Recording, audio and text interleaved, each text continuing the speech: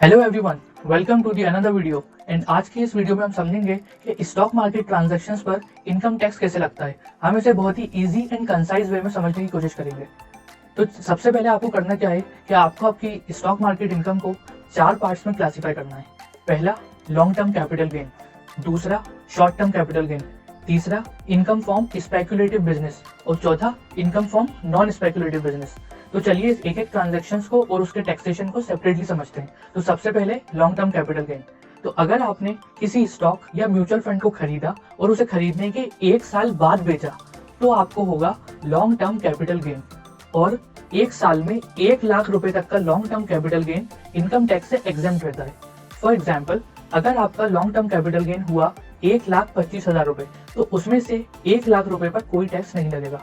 और 1 लाख रुपए के ऊपर जो लॉन्ग टर्म कैपिटल गेन है उस पर आपको लगेगा 10% टैक्स। जैसे 1,25,000 रुपए अगर आपका लॉन्ग टर्म कैपिटल गेन है तो उसमें से 1 लाख पर कोई टैक्स नहीं लगेगा और 25,000 पर लगेगा 10% के हिसाब से 2,500 रुपए tax. Now comes the second thing, short term capital gain. अगर आपने कोई भी स्टॉक खरीदा और उसे एक साल के अंदर अंदर बेच दिया, मतलब स्टॉक या म्यूचुअल फंड खरीदा और उसे एक साल के अंदर अंदर बेच दिया, तो आपको होगा शॉर्ट टर्म कैपिटल गेन। और शॉर्ट टर्म कैपिटल गेन पे आपका टैक्स लगेगा फ्लैट 15%। फॉर एग्जाम्पल, अगर आपका शॉर्ट टर्म कैपिटल गेन हुआ 1 लाख रुपए तो उस पर फ्लैट 15% के हिसाब से 15,000 रुपए टैक्स लगेगा।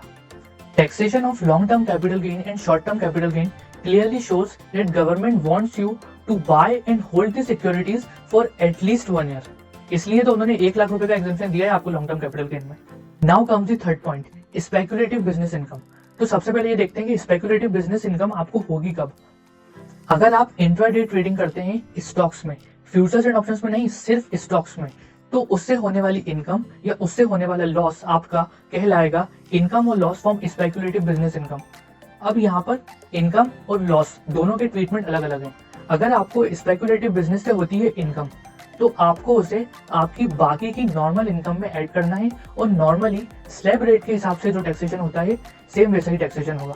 फॉर एग्जाम्पल, अगर आपकी अदर इनकम जैसे कि इनकम फ्रॉम सैलरी या आपके इंटरेस्ट ऑन डिपॉजिट्स या हाउस प्रॉपर्टी की इनकम, अगर ये सब मिलाकर आपकी इनकम है 8 लाख रुपए और आपका स्पेक्युलेटिव बिजनेस से प्रॉफिट है 50,000 रुपए, तो आपको उस 50,000 रुपए को 8 लाख रुपए में ऐड करना है और नॉर्मली 8.5 लाख रुपए पर स्लैब रेट के हिसाब से जो टैक्स लगेगा सेम वही टैक्सेशन होगा, सिंपल। यहाँ पर थोड़ा सा लोचा जब होगा जब आपको स्पेक्युलेटिव बिजनेस से हो जाता है लॉस। तो अब यहाँ पर दो चीजें हैं। पहली ये कि स्पेक्युलेटिव बिजनेस का लॉस सिर्फ और सिर्फ स्पेक्युलेटिव बिजनेस की इनकम से ही सेट ऑफ होगा। फॉर एग्जाम्पल, अगर आपकी नॉर्मल इनकम है 8 लाख रुपए, नॉर्मल इनकम में क्या आएगा, इंटरेस्ट ऑन डिपॉजिट्स, आपकी सैलरी की इनकम, आपकी अदर बिजनेस के प्रॉफिट्स, ये सब मिलाकर आपके हैं 8 लाख रुपए और स्पेक्युलेटिव बिजनेस से आपका लॉस है 50,000 रुपए। तो अब यहाँ पर आपको 8 लाख रुपए में से 50,000 रुपए को माइनस नहीं कर पाएंगे और आपको पूरे 8 लाख रुपए के ऊपर टैक्स देना होगा। फिर दूसरा सवाल ये आता है कि अब इस 50,000 रुपए का क्या होगा। तो इस 50,000 रुपए को आप आगे के 4 सालों में कैरी फॉरवर्ड कर सकते हैं। कैरी फॉरवर्ड का मतलब कैसा कि फाइनेंशियल ईयर 2020-2021 में आपको 50,000 रुपए का लॉस हुआ तो आप उसे फाइनेंशियल ईयर 2021-22, 2022-23, 2023-24 और 2024-25 तक आप उसे लेकर जा सकते हैं। और अगर इन आगे के 4 सालों में आपको किसी भी साल में स्पेक्युलेटिव बिजनेस से इनकम अगर हो जाती है तो आप उस इनकम में से इस लॉस को माइनस कर देंगे और जो नेट अमाउंट आएगा सिर्फ उसी पर आपको टैक्स देना होगा। इसे भी हम एक एग्जाम्पल से समझते हैं। मान लीजिए फाइनेंशियल ईयर 2020-2021 में आपको 50,000 रुपए का स्पेक्युलेटिव बिजनेस से लॉस हुआ और फाइनेंशियल ईयर 2021-22 में ना प्रॉफिट हुआ ना लॉस हुआ। सेम उसी तरह 22-23 में भी ना प्रॉफिट हुआ ना लॉस हुआ, 23-24 में भी ना प्रॉफिट हुआ ना लॉस हुआ और आखिरी के चौथे साल में फाइनेंशियल ईयर 24-25 में आपको स्पेक्युलेटिव बिजनेस से 1,10,000 रुपए का प्रॉफिट हुआ और आपका ये 50,000 रुपए का जो लॉस है ये पिछले 4 सालों से चलता चला आ रहा है। तो अब आपको क्या करना है, उस 1,10,000 रुपए की स्पेक्युलेटिव बिजनेस इनकम में से इस 50,000 रुपए को माइनस करना है और नेट 60,000 रुपीज पर आपको टैक्स देना होगा। और वही इस 60,000 रुपीज को आपको आपकी नॉर्मल इनकम में ऐड करना है और नॉर्मली स्लैब रेट के हिसाब से जो टैक्स लगेगा सेम वही टैक्स लगेगा। आई होप कि स्पेक्युलेटिव बिजनेस ट्रांजेक्शन्स की टैक्सेशन आपको समझ में आ गई होगी। अगर नहीं आई हो तो आप इस वीडियो को रिवर्स करें और फिर से देखें, आपको बिल्कुल समझ में आएगी। चलिए आगे बढ़ते हैं। Now comes the fourth thing, income from non speculative business. अब नॉन स्पेक्युलेटिव बिजनेस क्या होता है, यहाँ पर कौन सी इनकम कवर होगी, यहाँ पर आपकी इनकम कवर होगी income from trading in futures and options. Stocks नहीं, स्टॉक वाली कवर होगी स्पेक्युलेटिव बिजनेस में और नॉन स्पेक्युलेटिव में कवर होगी income from trading in futures and options.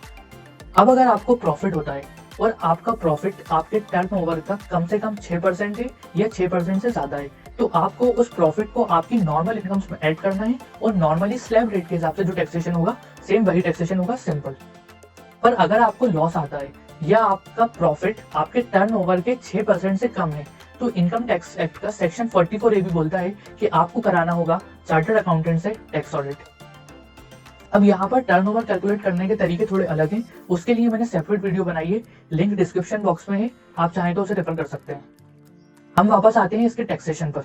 तो आपको अगर प्रॉफिट होता है तो आपको उस अपने प्रॉफिट को आपकी नॉर्मल इनकम्स में ऐड करना है एंड नॉर्मली स्लैब रेट के हिसाब से टैक्सेशन होगा।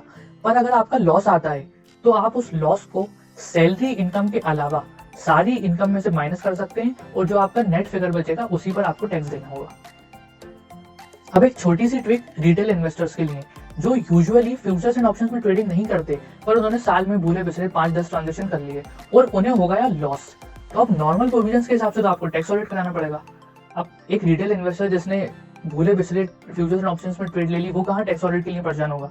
तो उसके लिए ये ट्रिक है, इसे हम एक एग्जांपल से समझते हैं। टर्नओवर है 5 लाख रुपए फ्यूचर्स एंड ऑप्शन से और आपका लॉस है 50,000 रुपए और आपकी अदर इनकम्स हैं जैसे कि इनकम फ्रॉम सैलरी या फिर interest on deposit, house property में सब मिलाकर आपकी है 4.5 लाख रुपए।